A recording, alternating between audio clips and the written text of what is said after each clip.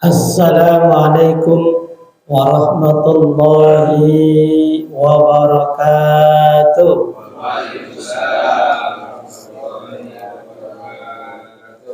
Bismillahirrahmanirrahim.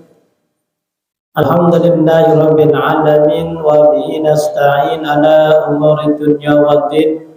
Wassalatu wassalamu ala asrofil anbiya'i wal mursalin wa ala alihi wa sahbihi ajma'in, amma ba'du. Allahumma akhrijna min dhulumatil wahmi wa akrim bi nuril fahmi wabta'alaina bi ma'rifatil ilmi wa ahsin ahlakana bil hilmi wa sahil lana abwaba fadlik wa ansur alaina min khazaini rahmatika ya arhamar rahimin walhamdulillahi rabbil alamin. Al-Mukarramin, para asatid, para guru yang saya hormati, wabil khusus ketua pengajian sekaligus ketua RT 03 Bapak Asmawi beserta jajarannya, Bapak Mansur, Bapak Subagio.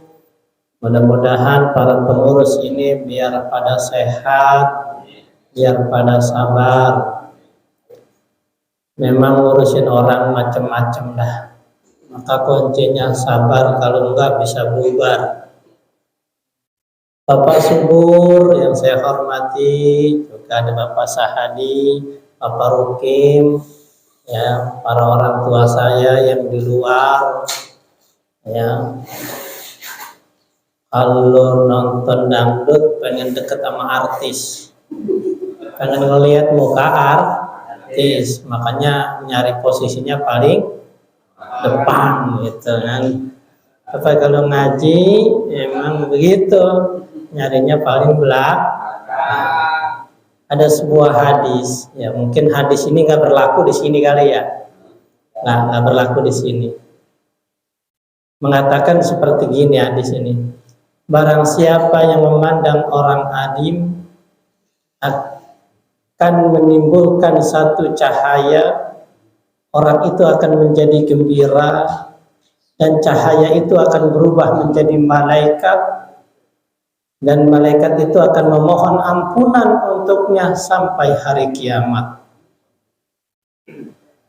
Tuh, jadi sekali lagi ya, hadis ini tidak berlaku di sini. Kenapa? Karena yang ngajar bukan orang alim, gitu ya.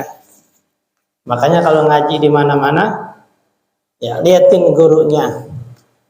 Sayyidina Ali mengatakan, memandang orang alim, ya, itu menimbulkan satu cahaya, dan apabila orang alim itu mengajarkan satu bab, maka akan dibangun satu gedung di surga untuknya. Lagi-lagi tidak berlaku lagi di sini.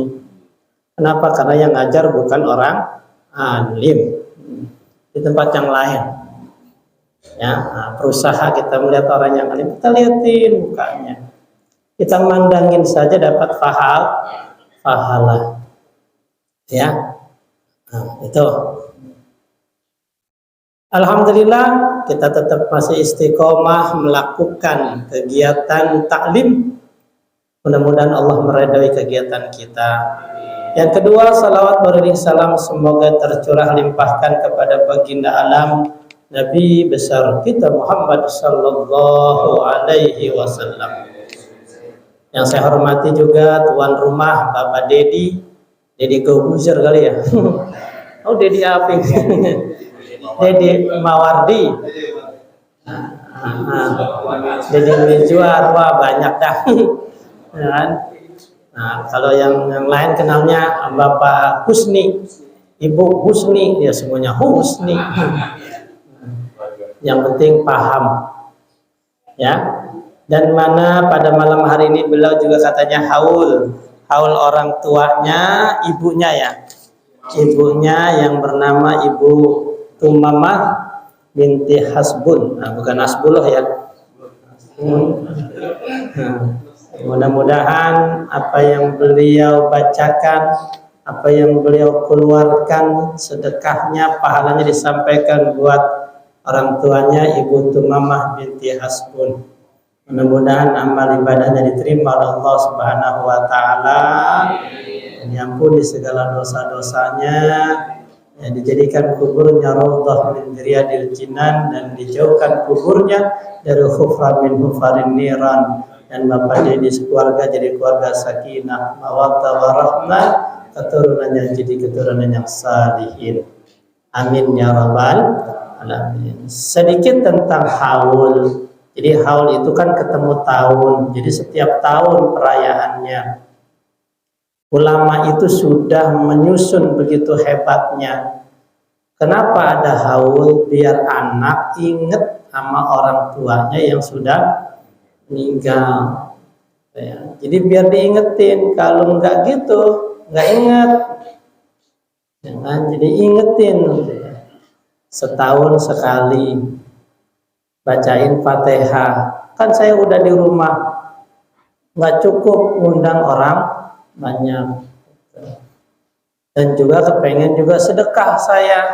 Kalau saya datangin ke rumah atu-atu ribet, saya ngundang tuh, kasih air, kasih kopi, kasih susu, jahe, niatin pahalanya buat orang.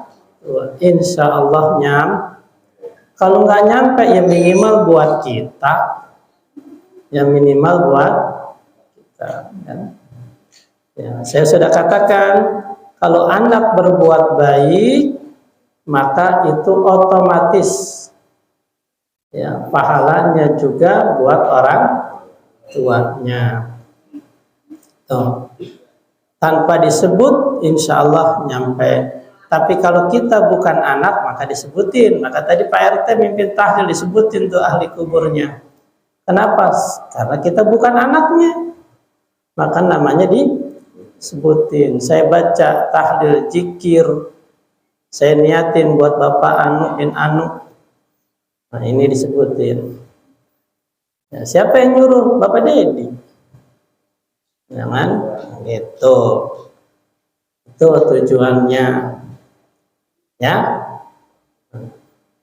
tapi tidak menjadi kewajiban. Ini bagi yang mau aja. Nah, jadi jangan dipaksakan bagi yang mau aja. Ya sama juga tahlil malam pertama, malam kedua, malam ketiga sampai ke-7, 14, 40, 100 haul. Nggak ada kewajiban, nggak ada. Bagi yang mau saja, yang nggak mau ya sudah, nggak apa-apa, tidak dosa, yang tidak dosa. Betul. Emang tahlilan gimana? Kalau tahlilan itu kan ambil dari kata la ilaha illallah, itu kalimat thayyibah, dianjurin sama Nabi. Yang jadi permasalahan sekarang banyak orang yang mempermasalahkannya adalah bacanya kapan gitu. Makanya dia bilang nggak boleh itu malam pertama, malam kedua, malam ke-7, 14 tahlilan. Kenapa? Karena hadisnya nggak ada. Yang ada suruh baca la ilaha illallah. Cuman di hadis itu nggak ditentuin kapannya. Gitu kan? Nah, makanya ditanya sekarang, kamu baca tahlilnya kapan? Ya kapan-kapan, ya sama, saya juga kapan-kapan. Kapan-kapan kalau ada yang meninggal, malam pertama saya baca tahlil. Kapan-kapan ada yang meninggal, malam kedua saya baca tahlil. Kapan-kapan kalau ada yang ngundang 7 kali malam, saya baca tahlil. Kapan-kapan juga kan? Sama, ya kan? Tuh, 40 hari ya sama, bacanya tahlil juga. Ya, jadi kapan-kapan juga kita juga. Ya kan? Tuh. Nah, oleh karena itu berpengaruh tidak? Jelas berpengaruh, ya. Karena juga ada hadisnya yang mengatakan anna rajulan la tarfa'u darajatahu fil jannah faqala hadza fayuqulu listighfari waladikala. Ada seorang bertanya kepada Allah, ya Allah, kenapa setiap hari kok surgaku semakin enak? Kok nikmat kuburku semakin meningkat? Derajatnya ada apa ini? Allah berfirman, listighfari waladikalak, karena istighfar anakmu setiap hari untukmu. Jadi karena istighfar anakmu yang memohonan ampun kepadaku, maka itulah yang menyebabkan nikmat kuburmu aku tambah terus, ku tambah terus. Ya kan? Jadi insya Allah dengan adanya seperti ini menambahkan nikmat. Kalau ada azab, azabnya dikurang. Kalau ada nikmat, jadi tambahin kan gitu. Ya, karena yang namanya mati, yaitu sesuatu yang sudah pasti. Dan mati itu bukan habis. Mati itu hanya proses perpindahan dari alam dunia menuju alam barzah. Jadi bukannya habis. Kalau mati habis, kita nggak ada ibadah, nggak ada. Jadi mati itu hanya proses perpindahan dari alam dunia menuju alam barzah. Ya. Makanya ini nih pernah saya ungkapkan, ada penelitian di Universitas Inggris, ya, yang mana para dokter meneliti betul, kepengen tahu betul nggak sih setelah mati ini ada kehidupan. Jadi para dokter kumpul tuh di Inggris, pengen tahu bagaimana caranya. Maka dia berusaha, diantaranya dia mencari penyakit yang sangat berbahaya, diantaranya gagal jantung. Maka dia kumpulin tuh orang-orang yang punya penyakit gagal jantung, dapat 2060 orang. Itu dari 15 rumah sakit yang ada di Inggris, di Amerika, di Australia. Ternyata yang selamat cuma 330 orang dari 2060 orang. Nah, diwawancarailah sebanyak 140 orang. Ya. Nah, dari 140 orang ini ada yang mengalami pemberhentian jantung. Jadi secara medis jantungnya sudah berhenti, secara klinis sudah berhenti. Macam-macam, ada yang mengalami berhentinya 1 menit, 2 menit, ada yang nyampe 3 menit. Berarti kan sudah mati kan? Nggak diwawancarai. Apa yang dirasakan ketika jantungnya berhenti itu? Ya. Ada yang jawab, saya masih melihat. Dari pojokan saya melihat dokter mundar-mandir, suster bawa alat medis, suara mesin saya masih dengar katanya. Selama 3 menit itu saya melihat suasana ruangan. Ada juga yang ngejawab, kayak orang dilelepin di tengah lautan yang sangat dalam. Gimana sih kayak kita dilelepin gitu? Perasaan begitu, ngap-ngapan. Dan rata-rata jawabannya seperti itu. Artinya apa? Walaupun secara tidak pasti penelitian ini, dokter untuk sementara memutuskan, oh berarti betul setelah mati ada kehidupan. Dari penelitian itu buktinya begitu. Mereka melihat. Kalau sayanya habis, ya nggak ada dong dia melihat. Tidak ada dong perasaan seperti dilelepin. Ya kan? Jadi sebagai orang muslim, walaupun tidak ada penelitian itu, kita yakin bahwa setelah mati ada, apalagi dengan adanya penelitian, kita harus lebih yakin lagi. Ya, dalam artian bahwa hidup ini harus mengumpulkan amal baik, ya, buat menghadapi kehidupan selanjutnya, gitu ya. Nah, itu.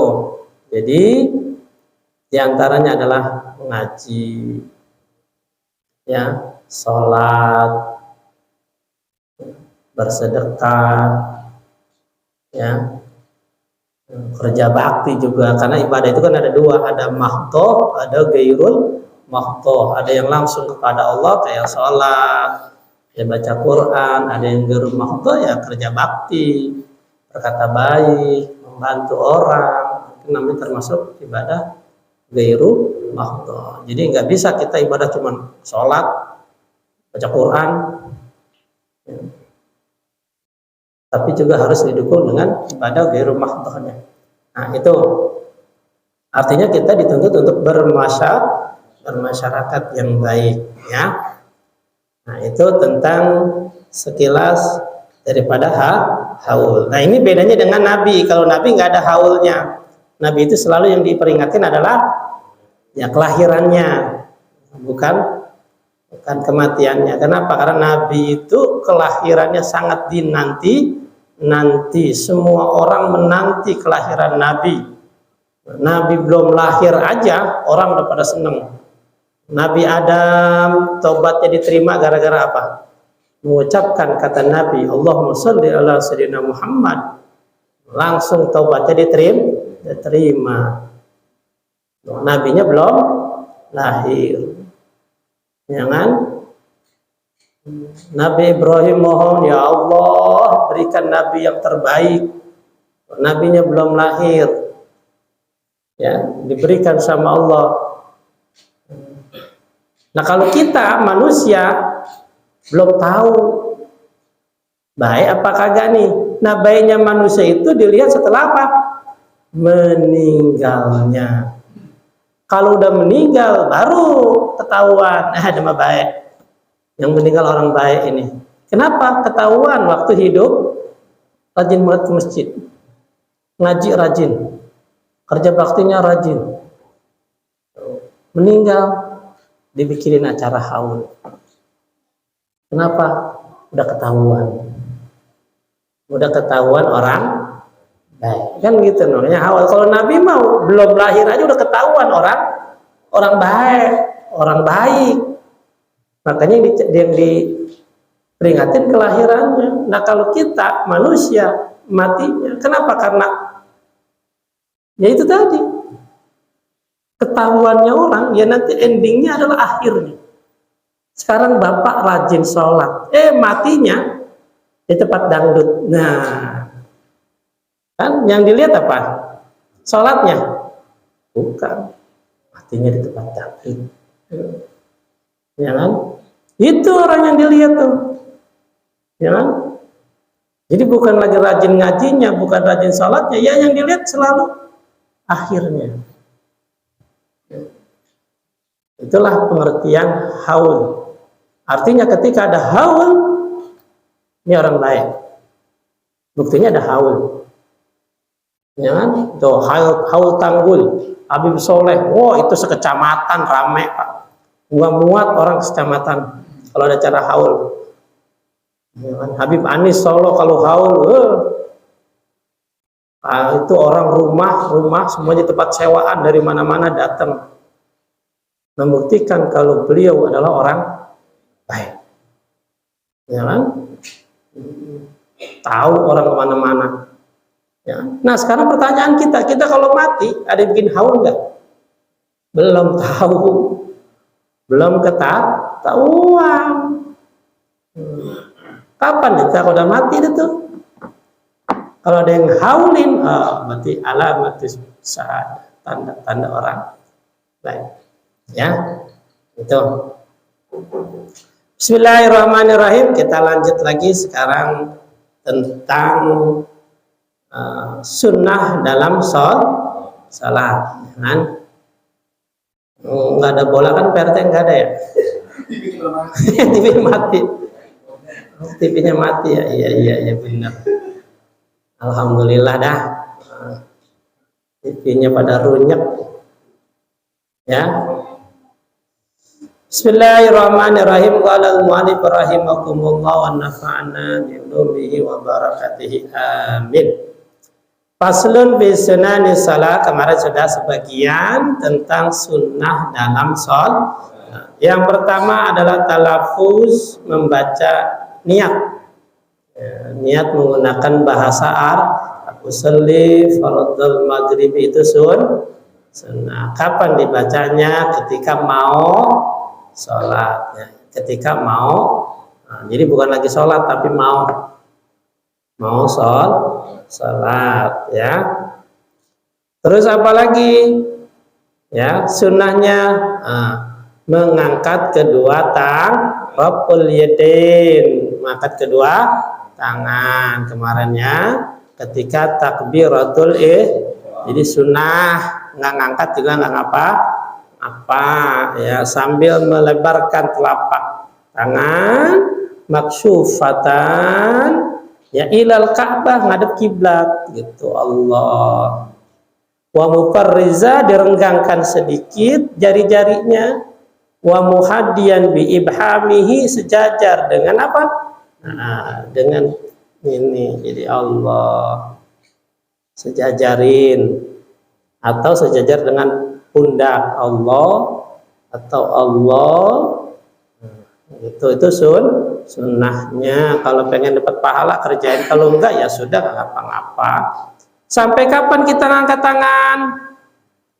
Sampai niat di dalam hati selesai. Nah, makanya kalau belum selesai jangan turun dulu, bareng juga nggak usah.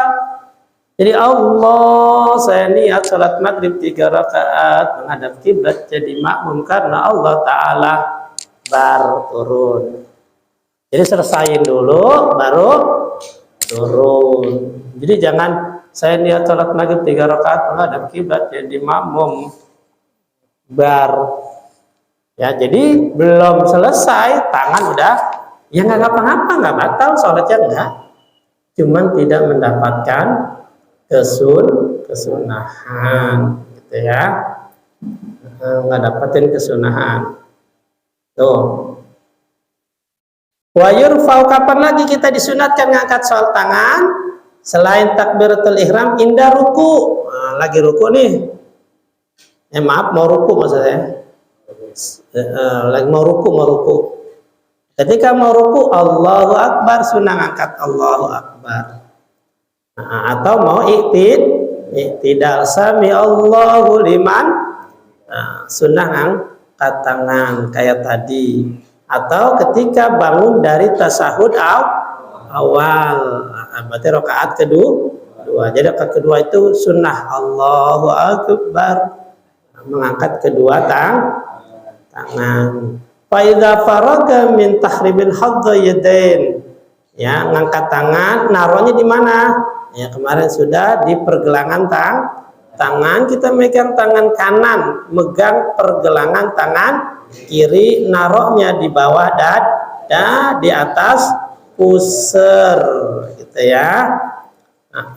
Gini ya, kenapa? Karena itu lempengan hati. Artinya apa? Hikmahnya biar hati kita terjaga gitu ya. Apalagi wa yusannu aidan lil musallin najru maudi sujud, ya. Terus sunnah lagi melihat pandangan kita kalau sholat itu sunnahnya ke tempat sujud. Sunnah tuh ngelihat ke tempat sujud. Mau itu orang buta, mau di tempat gelap, tetap sunnah matanya ke depan tempat sujud. Ya, sunnah.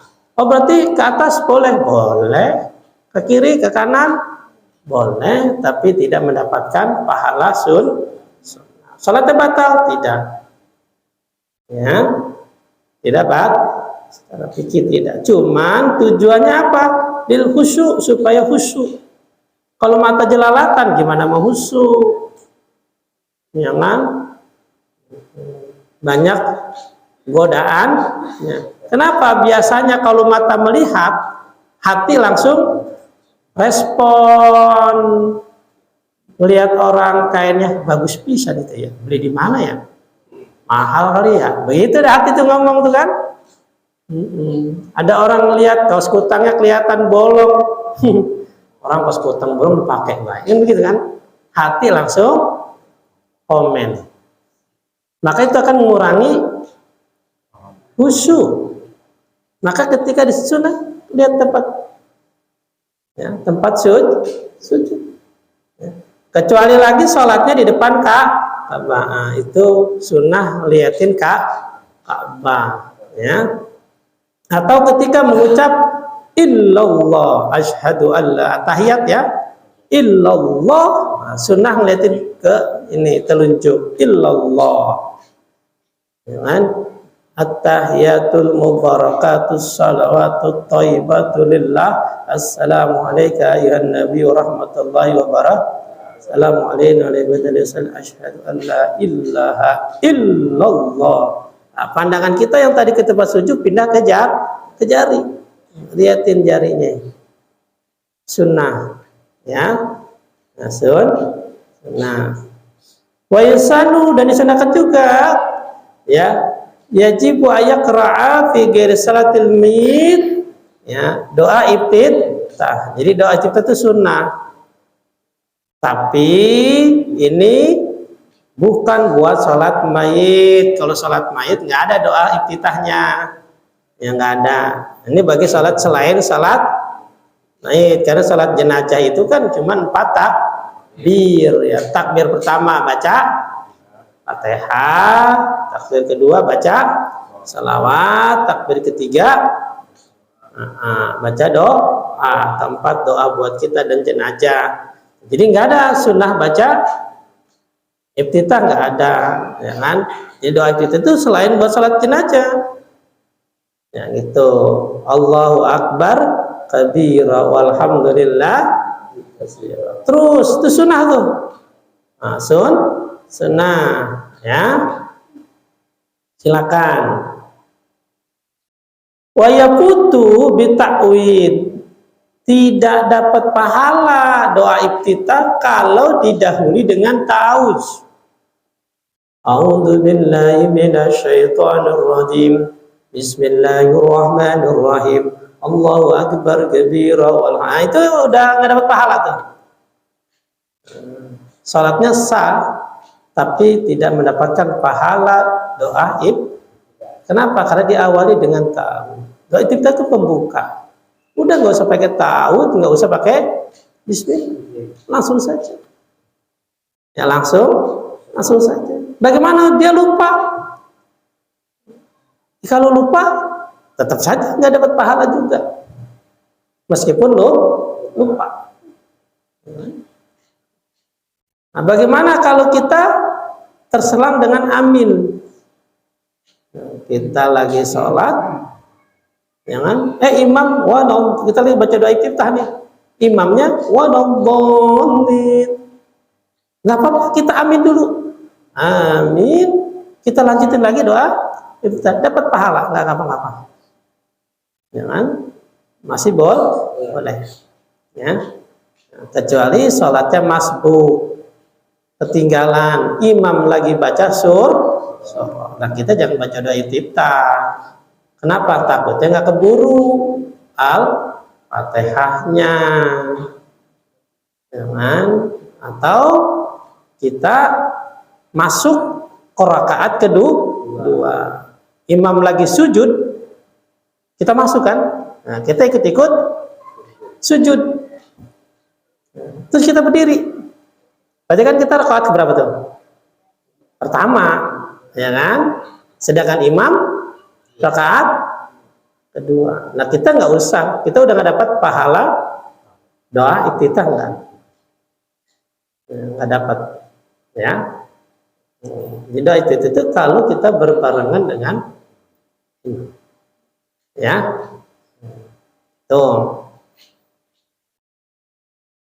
Wa bijulusil masbuk ma'al imam la bita'mimi ma'ahu wa ta'awudz, ya, iftitah wa takbiratul salatul id, ya, sama dengan salat id, ya, salat id itu kan berapa takbir, ya, 7 di rakaat kedua, ya, itu takbir dulu kan, Allahu akbar, Allahu akbar, Allahu akbar, baru baca sunnah doa iftitah, cuman jarang baca, kayaknya kelamaan kali ya. Itu Terus apa lagi? Wa qabla al-qira'ah fayabutu bisyuru bil basmalah. Ya.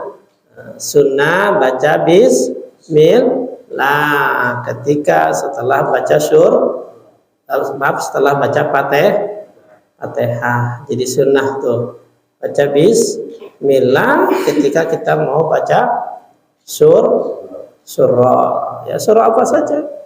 Mau pertengahan ayat, mau awal ayat sunnah, ya.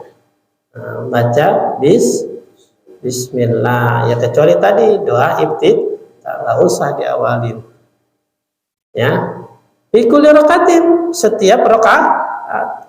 Pokoknya kalau kita membaca surah, ya, sunnah diawali dengan kalau nggak baca ya nggak ngapa-ngapa, sholatnya sah, ya, tapi tidak mendapatkan kesunahan baca bismillah, ya kan?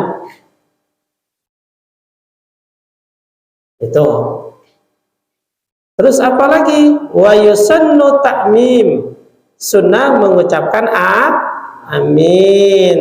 Ini mah sunnah dalam sholat maupun di luar sholat. Kalau baca Fatihah selesai waladhdallin, sunnah amin, gitu ya. Mau lagi sholat maupun di luar, ya, amin itu artinya apa sih? Ya, terimalah, istajib, ya, amin ya rabbal alamin. Terima wahai Tuhan Allah, gitu ya. Tuh, wallahu alam bisawab. Mudah-mudahan menjadi ilmu yang bermanfaat. Kita lanjutin lagi, niatin minggu yang akan datang, ya kan. Sebelumnya juga nih